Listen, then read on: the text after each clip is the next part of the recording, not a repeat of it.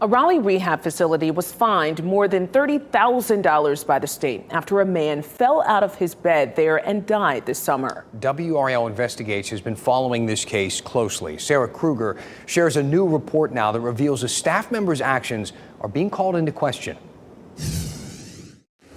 The father of the man who died after a fall here sent me this report he just received from the state. It details what happened that day, piecing together interviews from staff members. I promised him I would. I promised him I'd find out and I'd get to the bottom of this, no matter what it takes. When WRAL Investigates spoke this summer with Carl Michaud's dad, who goes by the same name, he told us Raleigh Rehabilitation Center told him his son fell out of bed on his own and later died at the hospital.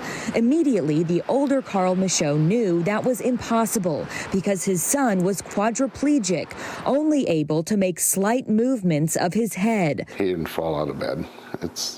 Something happened. The report from the State Department of Health and Human Services validates his suspicions.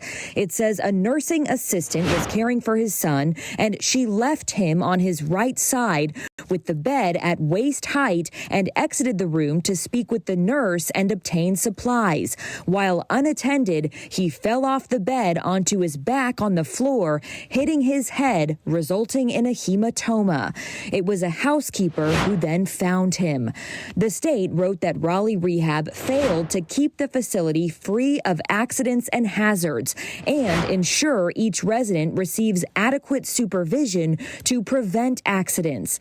In the state's interview with that nursing assistant, she said the staffing agency for which she worked would not send her back to work at the facility. The man's father believes the nursing assistant shouldn't be allowed to see patients anywhere. I probably would have a hard time forgiving her because it was my son. And she's the one who has to live with the fact that she did something that caused the person's death.